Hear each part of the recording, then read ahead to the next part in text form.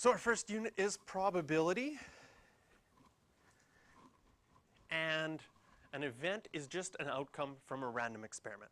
So you flip a coin, flipping a coin would have two events, heads or tails, or depending on, if you want to think of different possibilities, I guess technically it could land perfectly up and down, or a bird could fly by and take the coin and you would never know if it was heads or tails. But generally that would be something you can say has two events, each with a probability of 50%. Now probabilities are always between 0 and 1 because you can't have a probability more than 100%. So we look at probabilities as a decimal would be between 0 and 1. 0 being impossible, 1 being certain.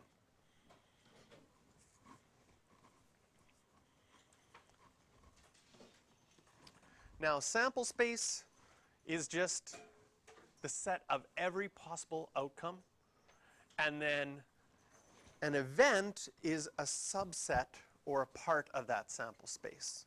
So for example, if you were rolling a six-sided die, the sample space would be a 1, 2, 3, 4, 5, or 6. An event might be what are the chances of rolling an even number, and in that even number would be the 2, 4, and 6. So an event doesn't necessarily have to be just one thing. It could be a bunch of things in there, but it is part or a subset of that sample space. Sorry for the interruption, Ms. Hatton. You've got a phone call. All right. So we talked about tossing coin.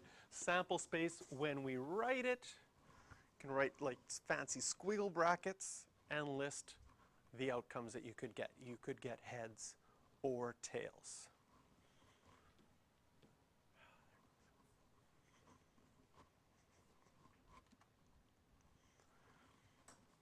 So rolling a dice would just be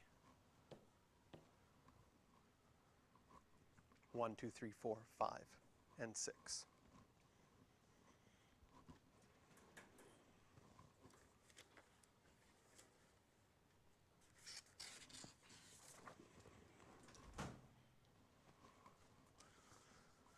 So you perform a random experiment where you toss two six-sided die. What would that sample space look like, and what are all the different possible sums? Does anyone know how many there are going to be in this? 23? So what we can do is sort of set this up is create a chart. And across the top, I'll circle this in red to imagine we had a red dice. Here I've got a red dice. This works out good. And I'll circle this one since I have a white dice. Oh, all right, I'll circle that one in white. That doesn't really show up, but we can pretend. So we've got a red dice and a white dice. And when we roll that, these are all the different possibilities.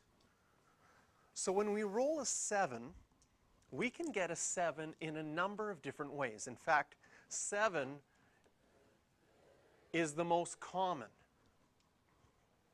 And when someone says, well, how many different ways could you roll a 7? Sometimes people say that there are only 3 different ways to roll a 7. A 1 and a 6, a 2 and a 5, and a 3 and a 4. But that's where if I take out 2 different colors of die, it makes it easier to see, because you could get a 7 with a 4 on the white and a 3 on the red, but you could also get a 7 with a 4 on the red and a 3 on a white. And in figuring out probabilities, this is something different. So a 3 and a 4 can happen in 2 different ways. Now, a couple of things from permutations and combinations that you've done last year. If you think, how do I know that there's going to be 36 possibilities in total? Well, when we do our first die, there are 6 chances, different things you could get on that one. And your second one, there's 6 again. So if you want to figure out, well, what's the total amount you'd have 36 in total.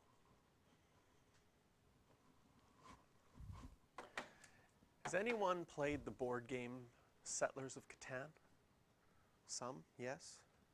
You know, on the game pieces, they have dots underneath the numbers. And the more dots that are underneath the number, the better chance that that number is to be rolled. The dots are actually related to this chart because the most common numbers in that game are the 6 and the 8. And underneath the 6 and an 8, there are 5 dots, and that represents, out of the 36 rolls, 5 different possibilities are to roll a 6. But if you look at the 2, it only has 1 dot because there's only one way to roll a 2.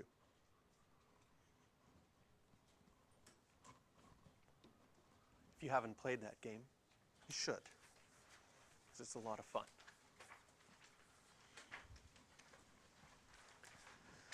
Now, theoretical probability is figuring out what should happen in theory.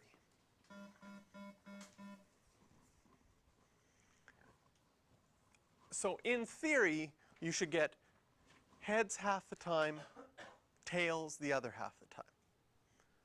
But if you flip a coin 5 times in a row, it's pretty hard to get 2.5 heads. You're going to get, it's possible that you could get all 5 heads. It's possible that you could get all 5 tails. It's possible you could go 2 and 3. But it is impossible to get 2.5 heads and 2.5 tails, even though the theoretical probability is 50 and 50. Whew. Sorry, I'm getting off topic. I just thought about flipping coins. Winning the lottery. That would be very exciting, right? You probably figured out your chances of winning Lotto 649 last year in permutations and combinations. It's like 49 choose 6. Put that into your calculator, and it's just under 14 million. If you want to get a sense of how hard that is to win, flip a coin. You need to get heads or tails, either one of them, I think 21 or 22 times in a row to be equal to the chances of winning the lottery. So you can just flip a coin over and over again. Can't wait till I get 21 in a row, then I'm going to go buy a lottery ticket. So theoretical probability is looking at your sample space, how many things are in that sample space, and how many are the thing that you want to figure out. So for heads and tails, the theoretical probability is 1 out of 2 for heads because there's 1 head, but the sample space has 2 things in it. And this notation here, this n is a function that says what is the number of times something occurs. So what is the number of times our favorable event occurs? And sometimes theoretical probability is simplified to favorable over total. How many favorable events are there? How many total events are there? So if you were rolling a 6-sided dice, what is the or if you roll both of the dice, what is the probability I'll get a 7? Well, we saw in the chart there was 6 7s. There's 36 possibilities in total. So that probability would be 6 out of 36.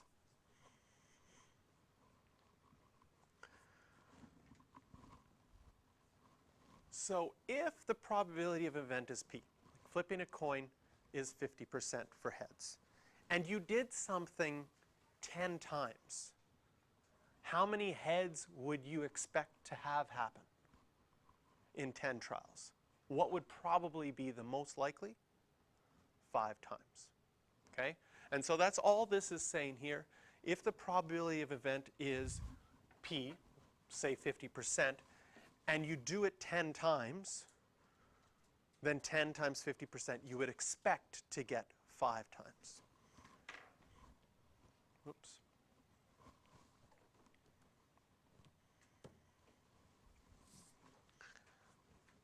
So here, if we talk about our probability of 7, if you we're rolling a dice, the probability of getting a 7 is 6 out of 36, or 1/6. And If you did that 100 times, you would expect in 100 times somewhere between 16 and 17 sevens to occur. We're going to be looking at this in depth because we're going to be able to figure out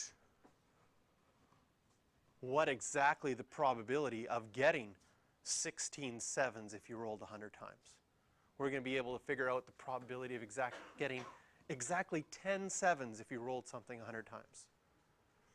Because even though the probability of flipping a coin is 50-50, okay? If you flip a coin twice, your chances of getting 1 out of 2 times heads is pretty good.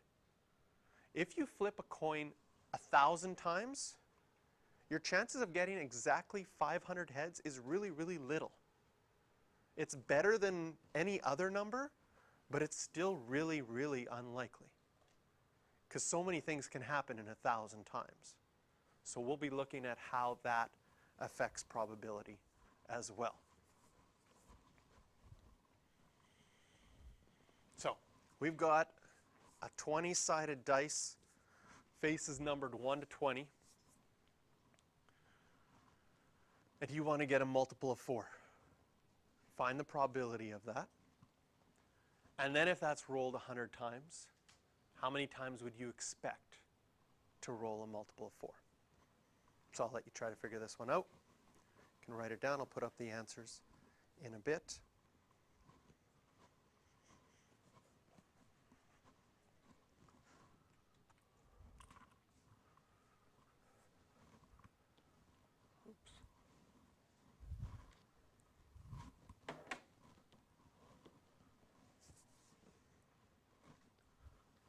Part A. Multiples of 4 are 4, 8, 12, 16, and 20. So if you rolled it 100 times, you would expect to get 25.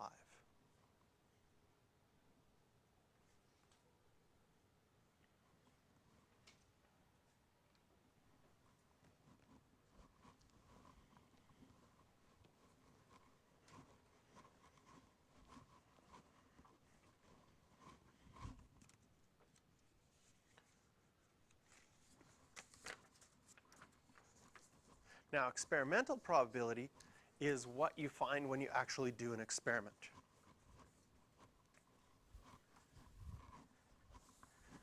Now, I had a university professor who got a grant once to study probabilities, and he wanted to choose something. He found that students didn't understand experimental and theoretical probability because they always went, if there's 2 options, the options are 50-50.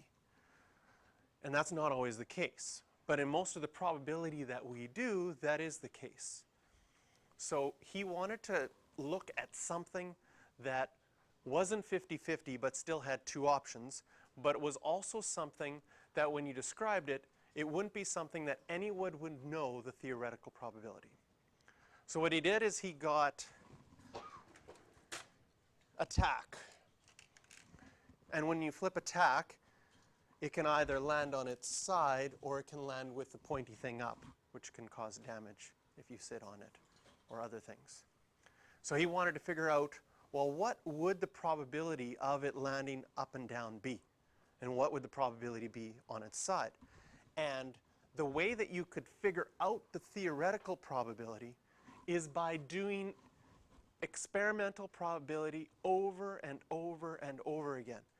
Because in theory, the longer you run an experiment, the closer and closer and closer it's going to get to the theoretical probability. If you flip a coin 1,000,000 times, you probably won't get 500,000 heads, but you'll probably be somewhere really close to a half. It'd be very unlikely that your fraction would be close to a quarter. And the more times you do it, the closer you're going to get to your experimental, or your experiment's going to get to your theoretical probability. So he applied for and got a grant to study this. And that meant he was able to hire a student, it wasn't me, to flip tacks all day and count how many times it was on its end, how many times it's on its side. Now, he told us this story in class that the student ended up having mental health issues as a result, because if you spend 8 hours a day flipping tacks and writing down how many times, what do you do when you go to bed at night? Flip tacks. The next day you see tacks flipping everywhere. So apparently that was a side effect of the experiment. And I don't even know, I can't even tell you what your chances are of it flipping up or down. I just remember the story of the person going crazy. So, yeah, but there's an example of something we don't know what the theoretical probability is, and the best we can do is do an experiment to find out. And again, how many times we flip something and how many times an event occurs. And that ratio is sometimes called the relative frequency of that event. So we can use it as an estimate. So you toss a coin 10 times and you receive 7 heads. Experimental and theoretical, well, the experimental would be the 7 out of 10. But the theoretical would be 1 out of 2.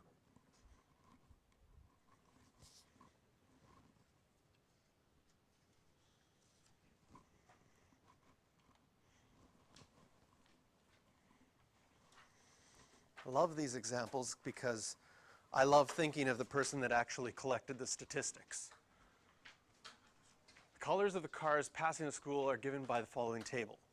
So someone has to sit outside all morning and watch the cars go by to get this table. This is true data. No, I'm kidding. It's made up. Teacher didn't stand out all, I probably, to make the class more authentic, I should have probably told you, yes, yesterday I spent all morning tracking the cars that went by so that you would have a real life example, but no, sorry, these numbers are made up. So after this, 138 cars go by. We want to estimate the probability that the next car to pass the school will be red. While using this experiment is saying that 45 out of the 138 cars that went by that morning were red. So if you reduce that fraction, you could leave it as 45 out of 138. That would give you an estimate for the probability that the next car would be red. If in the next morning there's 350 cars past the school gates, oh, look at that, extra S in there, nice. Estimate the number of red cars that morning.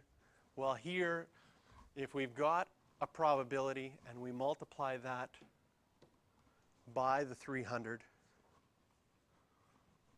comes to 114.1. To 3 sig figs, we would estimate that and use our approximation sign to be 114.